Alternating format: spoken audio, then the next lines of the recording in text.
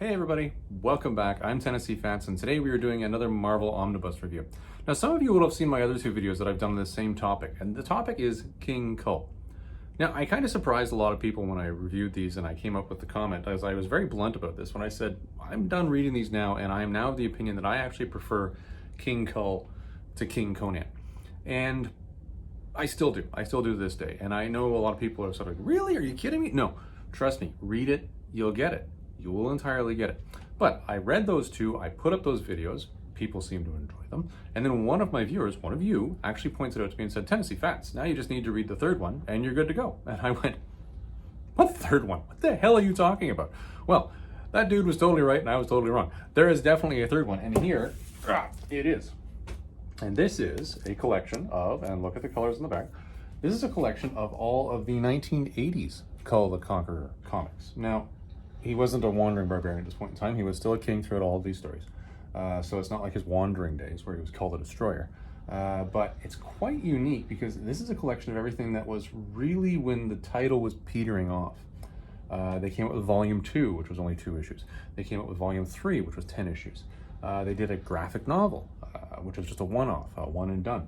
And really, I think at this point in time, Marvel was kind of recognizing, geez, you know, we're just not doing this guy justice. But they still were putting out the books and they were trying their best. They really were trying their best. So this is a collection of all of that. Now, what we're going to do today is we're going to walk through this. I'm going to give you a sense of what I think the good is, the neutral, and the bad. I actually do think there's bad in this. It's complex, but we'll get into it.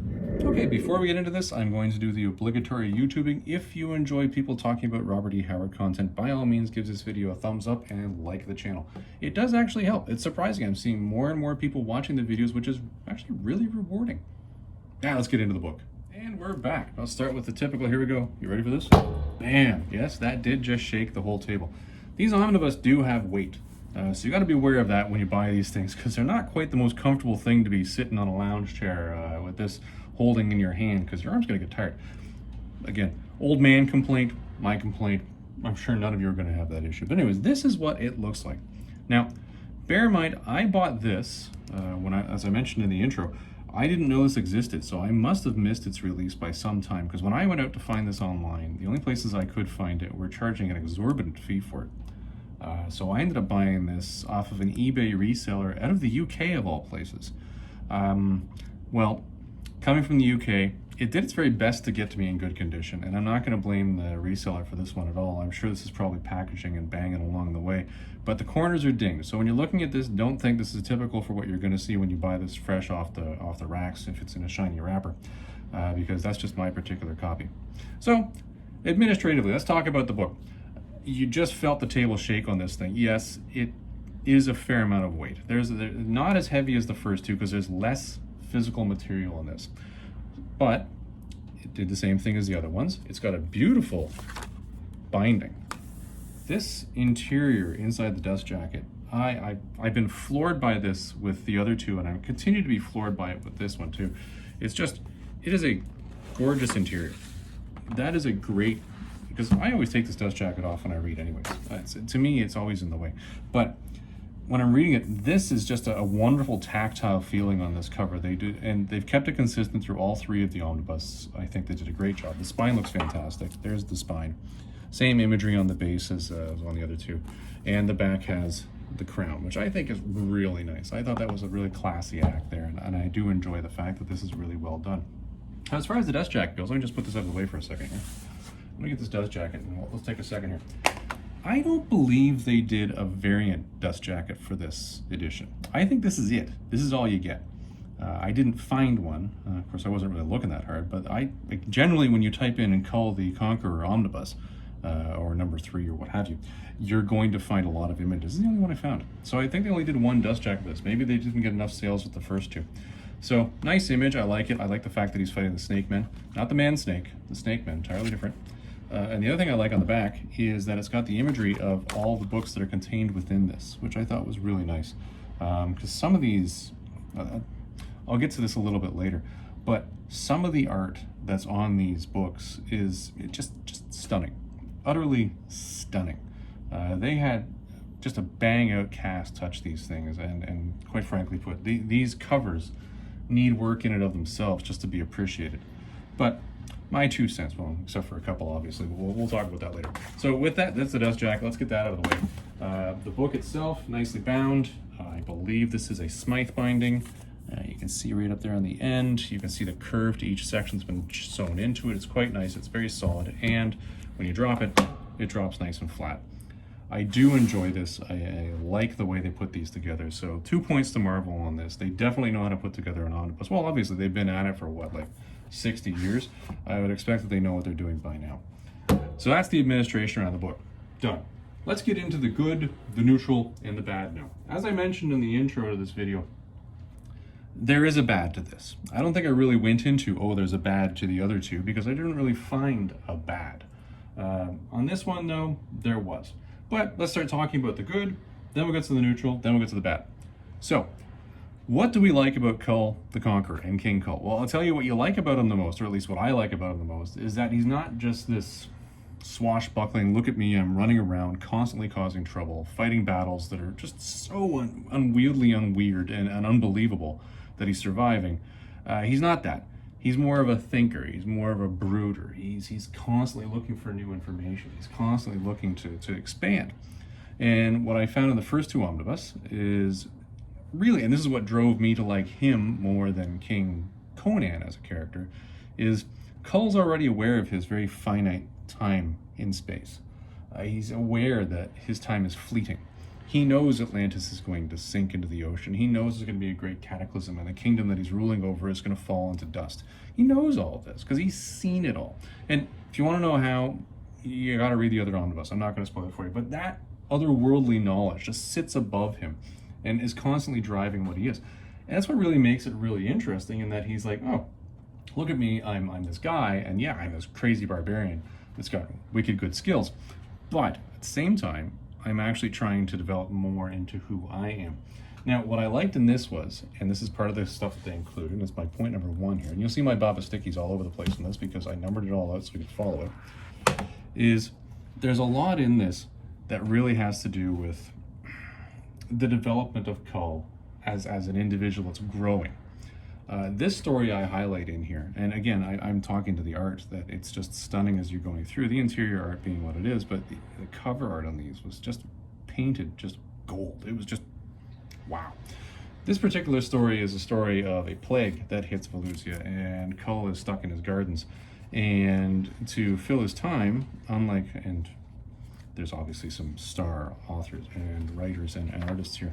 To fill his time, he actually spends his time listening to and learning from his advisors and listening to their stories, what they've done in their lives. And he's literally learning from this. And the whole story that you go through here is actually the story of him learning. He's saying, oh yeah, I'll learn more about this. Tell me more about this. Tell me more about this. And that's literally how he's filling his time, which I thought was fantastic. Really cool growth of the character here, because he's learning about the prior king. He's learning about the old gods, which was an interesting aside in and of itself, because the old gods, and they continue to do this throughout, I guess, a lot of the Hyborian Age Marvel stuff, is they're constantly going back to Lovecraft mythos. And I bring this out just to say, you know, we're aware of this, Marvel. We know that you're constantly pulling the characters and the ideas out of Lovecraft. And yes, the author that created Kull and obviously Lovecraft were friends. But it is there, and we respect it. It looks really good. But he's actually learning about elder gods. He's learning about magic in the past that's founded his nation. He's learning about basically an ice age before his own time, which I think is an interesting aspect, because most people would just look at this as sort of his time and of the character, would look at this just saying, you know, whatever, nice story. Whereas Kull's looking at this going, oh yeah, that's actually what happened. Makes sense. Another thing that I thought was interesting that really highlights him as somebody who's trying to learn is this particular story, which I thought was well done, which is a story of the Goblin Knight, or the Goblin Moon. A nice Sienkiewicz piece of work there. They were in a lot of there, where goblins come down and effectively tempt everybody on the earth so that they can steal them away. This is a very old theme in folktales, being tempted so your soul can be stolen away and punished forever. And Marvel's done a good job drawing it in. And these goblins come down and they're tempting, there's the goblins by the way, they're tempting Brule, his buddy, and they're tempting this young lady whose name is Daphne, who we'll learn more about later, with all sorts of things. She's tempted by the promise of eternal youth. Brule is tempted by, of all things, a spear that's going to allow him to kill anything. And the two of them fall into their trap. Kull, on the other hand, comes out, and they talk to this a lot. He's got some sort of crazy willpower that can't be tempted, but when they are tempting him, they're not tempting him with wealth or power. What they're tempting him with, firstly, is wisdom. They're giving him the opportunity to literally walk up to the moon and learn everything he can about the cosmos, the past, the future, and the present, as his temptation. He's been fighting everything all the way along. They're offering him women, gold, everything. It's literally wisdom. It's this inane sense that he has that I need to learn more. That's the one thing that almost tempts him to the point where they go. Of course, at the end, he's Kull, and that doesn't really work out. So, I thought that particularly nice thing. And for those of you who appreciate that aspect of Kull that I do, that was a really nice inclusion. Good job throwing that in there, and good job to the writers in throwing that in. Another good point that I found in this, and this is going to come back to this young lady here, Daphne. One of the things that you find in Kull is that he doesn't really spend a lot of time womanizing the way that you see Conan doing it. Conan's all over the place. Conan is well, he's like the Rico Suave of barbarians. All he does is run around and just look at women and just throw themselves at him, which is kind of unrealistic. Let's just call it that. Kull doesn't have that. He's actually a guy that's a king who, if anything, has the ability to attract anybody, because look at all the power I've got, I'm a king. But they don't really delve into the love life of Kull. Now, what they did in the prior omnibus was and this was in the Kull the Destroyer era, is they dealt with Kull's one, I'm going to call it one true love that constantly comes up in the mythos when you're reading the synopsis of his timeline, which is Lorelei. And Lorelei is sort of an unknown. She's a warrior woman. I think she's Kull's version of Red Sonja, really. Because, she's unwilling to love anybody, in her case, that lives by the sword. But at the same time, she's willing to live with and love Kull because he's ruling a kingdom, not necessarily living by the sword, even though he's a bit of a barbarian. Well, that was a lot in the second omnibus. Well, here we are now into the 1980s material, and Lorelei's gone. There's zero mention of her anywhere, which kind of makes me think Marvel was trying to retcon her right back out of there at the time, because maybe they thought it was too much complications. But to fill pages, and obviously to build more character content, they introduced this Daphne character. And Daphne, I thought, was a nice love interest that they threw in there. It really showed that, Kull is somebody who can be actually attracted to the opposite sex. That can be someone that actually you want to be with. And she's interesting in that Kull is just doing his thing. He's just running along doing his thing, sort of oblivious to all this. But she's continued. This is the beginning of it right here, actually, by the way, where Kull saves her and rescues her. She continues to run along here and continue to be a character that admits later on that she's completely infatuated with Kull. She's madly in love with him. And this is part of a story that's really working on being developed in the later issues of the third volume. She's rescued in issue 6, and then slowly as it goes along, they're giving vignettes of her as she's saying, oh, well, I'm actually in love with Kull, and oh, I need sorcery to actually attract Kull. And that's an interesting aspect of it, because she knows that Kull's so stubborn and not willing to go along with anybody, that why would he suddenly be interested in her? So she goes out and finds herself a sorceress. So again, these little vignettes that are happening in the background of the main story. And kind of interesting, it gets the sorcerer, because at this point in time, Kull's he's kind of lost, and I'll get to this in a minute. He's kind of lost, and he's looking for companionship, somebody who's equal, and this woman's trying to find, Daphne is trying to find a way to get a hold of Kull and get into his heart. And the sorceress just says, give up, lady. You ain't gonna win trying to get into his heart through magic. He's iron-willed. You need to actually win his affections by actual deeds, like a normal person would, which I thought was kind of neat. And what she said was, no, what you need to do is you need to go and find him a friend and raise this friend from the dead. Bit of a stretch there, but she does. And again, Kull sort of says, well, thank you, I appreciate that. And this is where things sort of get a little odd. And I'll get to this part of the story later. It gets a little odd in that she's starting to have dreams about Kull. And I wonder if this is actually part of the sorcery thing coming in here. where she suddenly realizes that she's not going to have Kull because in her dream Kull is taken away before she even gets a kiss, and then she falls ill. And what happens in the continuing pieces of the backgrounds of the story is that she's ill to the point where she's literally dying because she's in love. She's the daughter, though, of one of Kull's friends, a baron that's actually nice to Kull. And all she can do is basically be stuck into an eternal sleep just to keep herself from dying from her love of Kull, which is kind of interesting. You've got this wonderful story that's developing along here, and I think the introduction of Daphne as a love interest for Kull was really good because they're doing a lot to develop her character as an independent woman, of somebody who's learning and saying, oh, you mean I have to do this the old-fashioned way. But then they have her fall into this sort of mythical, oh, I've fallen asleep under a magic spell because it's the only thing that'll keep me alive.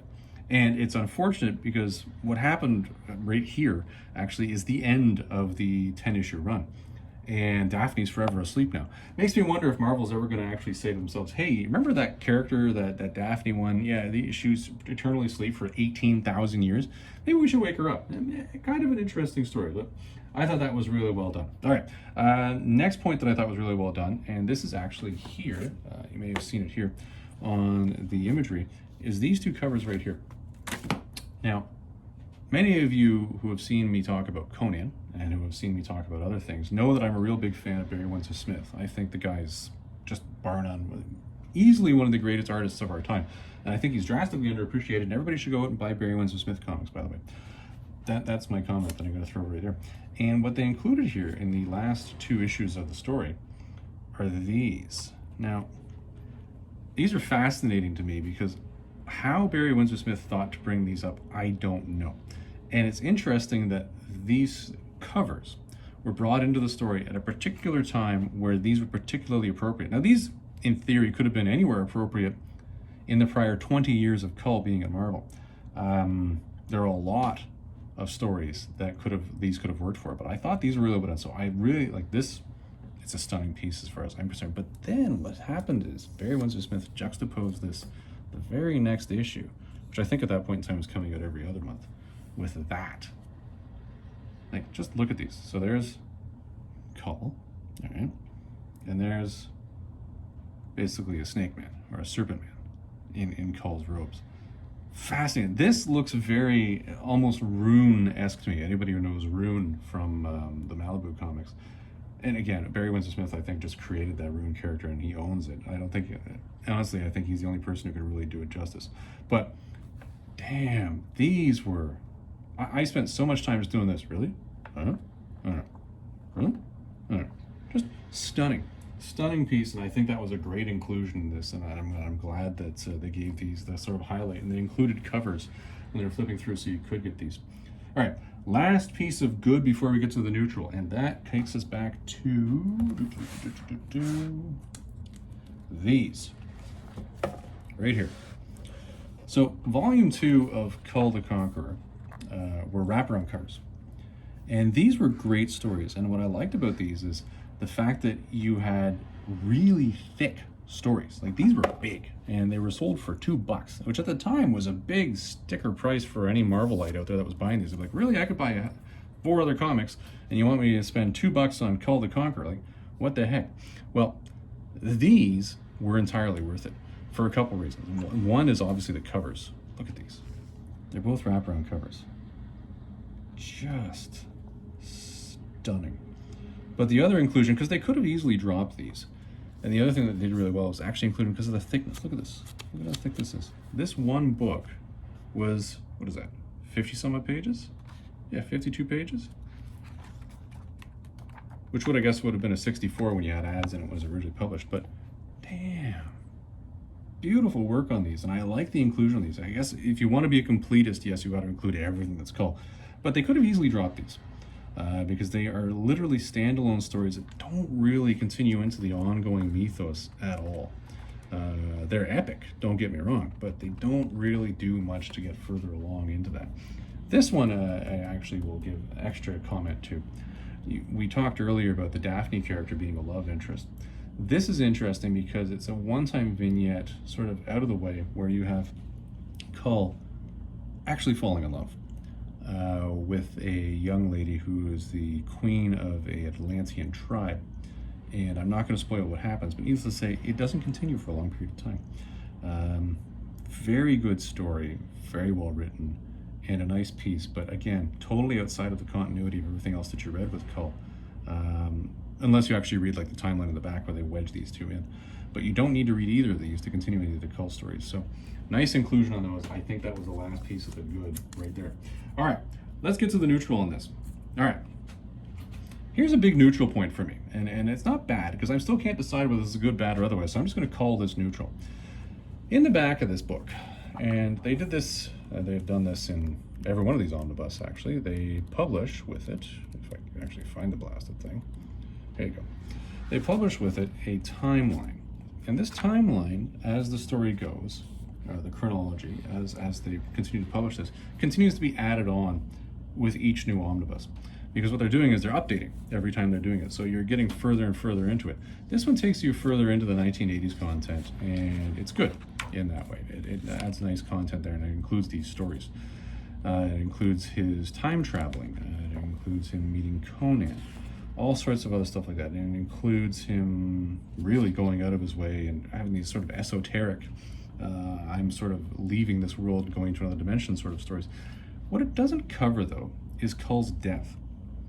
And that's a weird one. And it's funny because I've read these now numerous times, and, well, not numerous times because I'm going in detail and making notes, but I'm just reading them because I'm enjoying them. And one of the things I'm finding is they never talk about what happened to him. It was interesting, in the last omnibus I read, the last reference you have is him riding off one morning, and an illusion being that he was going off to find Lorelei, and that nobody ever hears from him again. In this, you continue to have that story happen. There's no conclusion to Kull. That I think is a real plot thing. I think that's an opening for the future, and I'm hoping that's what it is that it leaves it open for future stories for Kull. So I'm going to argue that is a neutral point. At no point in time did we do anything that was sort of bad and just sort of, oh, this is how it ended, like the Book of Death over at Valiant. None of that. We'll just leave it open for interpretation. I thought that was kind of a neat point there. Neutral point there. So, okay. Next thing we got in here that was kind of a neutral point. Gonra. Where okay. All right. This is something I'm somewhat neutral about, and I said I'd come back and I'd allude to this later. This is the friend that Daphne decided to find Kull. Effectively, the story is, and I'll give you a little piece of this here, is that Brule has decided that civilized world is making him too civilized, and he's losing his edge.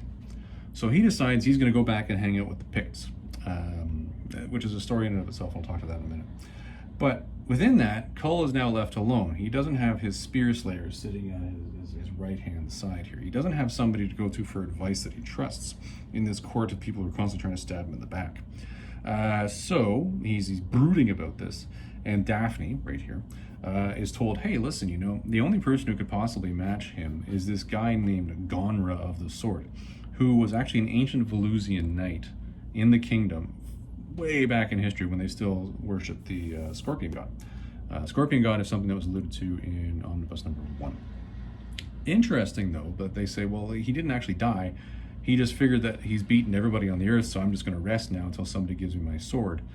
And they decide that, hey, you know what, we'll just bring this person back to be Kull's new buddy. I don't know. To me, this seems somewhat contrived as far as the story goes. Kull's losing Brule, and suddenly he's just going to replace him with this Gonra guy.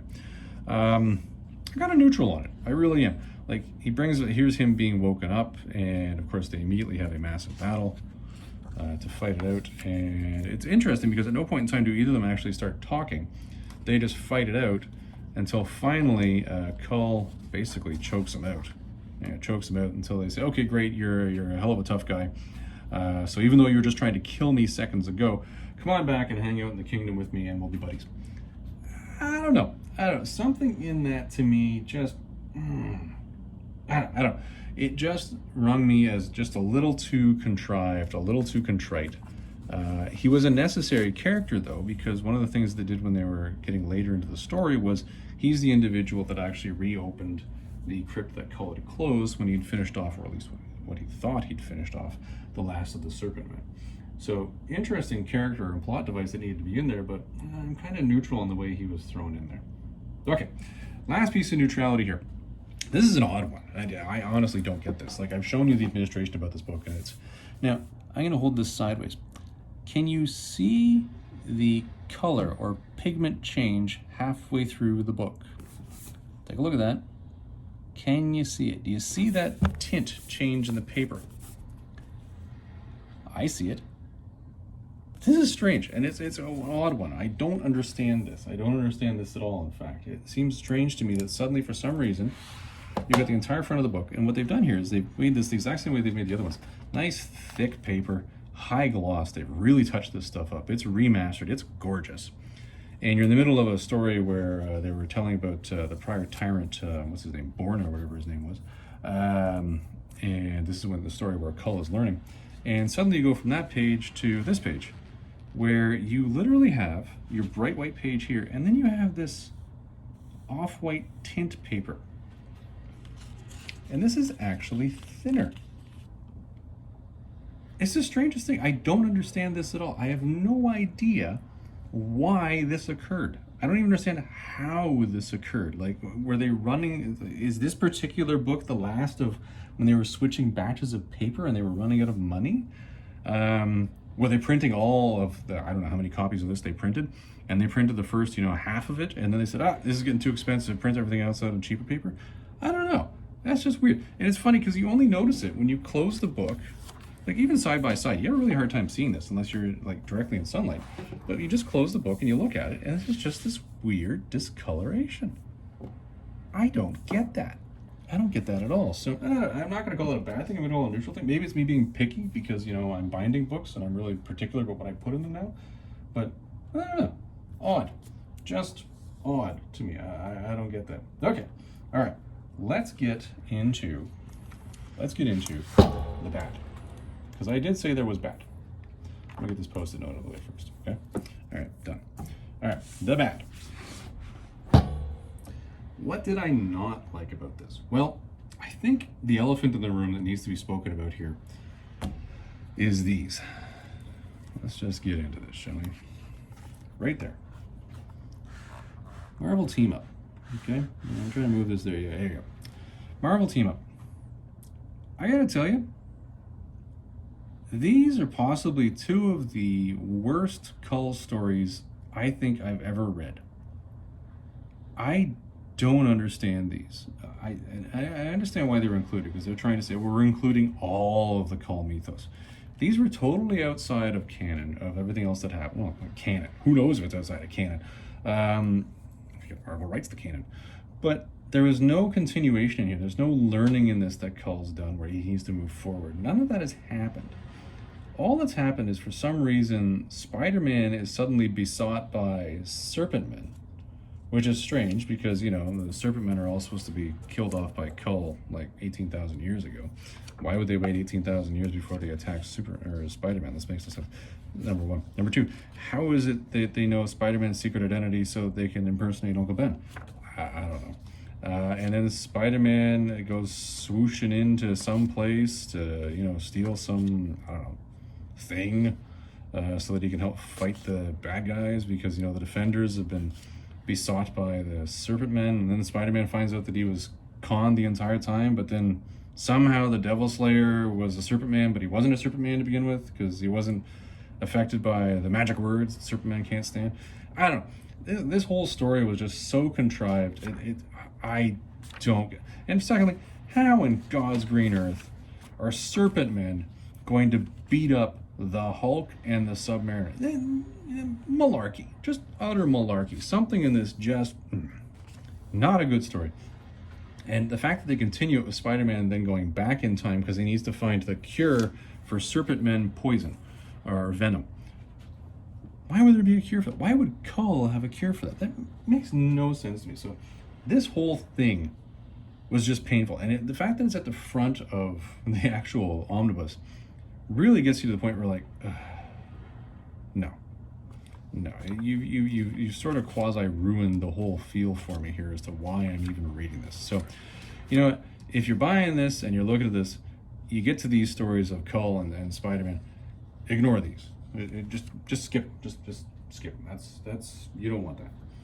All right. Now, the other bad, and this was a big bad in here, and it gets to something I mentioned earlier. I mentioned earlier where I said, you've got Brule leaving because the city has made him too civilized, and he's heading out and doing his thing, and you get Gorna in here, Gonra, whatever his name is, coming in, and here's the Brule story developing, where he goes back to his home, and some new shaman is there that is ruling his tribe, where he was the chieftain, and how angry he is about this, and how he's going to be sacrificed to this god here.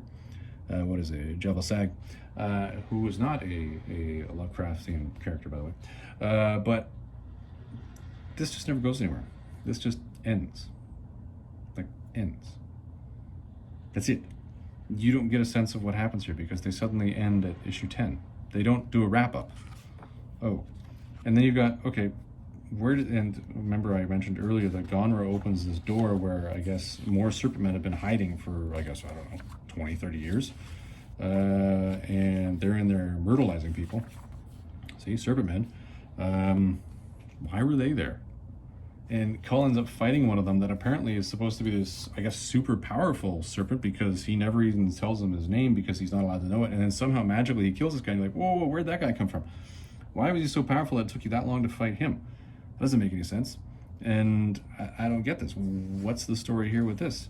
There's no wrap up on that. That just never happens. That's weird. And then the other thing that I mentioned earlier, here's Daphne just falling asleep.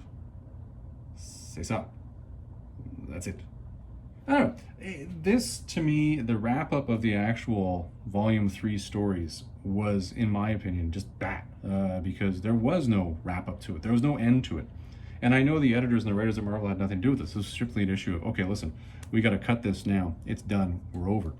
But, I don't know, when you put it all together like this and you're reading along and you're like, hey, I'm really enjoying the story, let's get a wrap up. It doesn't happen. Like, even in the King Conan thing that Marvel just did, they got up to issue 6, but you know what? They wrapped the story up. And that was on fairly short order as well. But this, they just didn't do it. And to me, that just, I don't know. It just leaves a sense of wanting. You're like, well, now what? Why did Brule go back there? Number one, it didn't really make sense the way they wrote it. Number two, what the heck is with these extra Serpentmen? Where the hell did they come from? Number three, what's happening with Daphne? That doesn't make any sense. Number four, why is this guy ruling over, Brule's people? And why does this relate to Kull? None of it really draws in. And what the heck is going to happen? This Gonra guy, who's now alive literally thousands of years after his timeline. I don't know. To me, that whole wrap-up just seemed bad. And it's an issue of the way it's all packaged now, where you have all these great stories as you're running through, but in here are the cessation of a run that really wasn't supposed to end there. And you started off with, unfortunately, two really, I don't know, I guess I'm going to call them filler or rote stories of Spider-Man and Kull, because you got to make these two characters meet somehow, so let's draw this together. I don't know. Something in that just leaves a bad taste in your mouth. So, for my money, after all that, you've got the good, you've got the neutral, and the bad. Is this worth buying?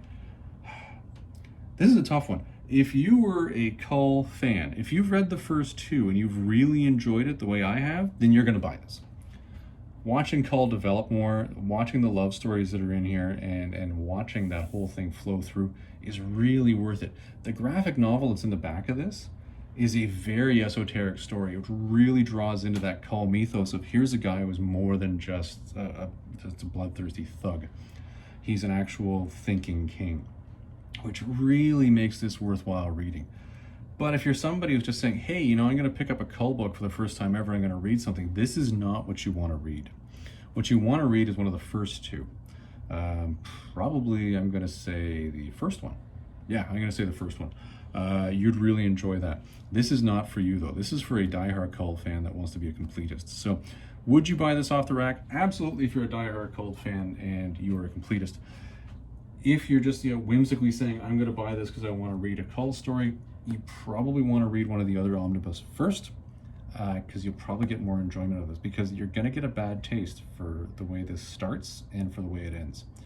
So everybody, that's my 2 cents on this one. I hope you enjoyed this video. If you stuck around this long, thank you very much. And we will see you in the next one.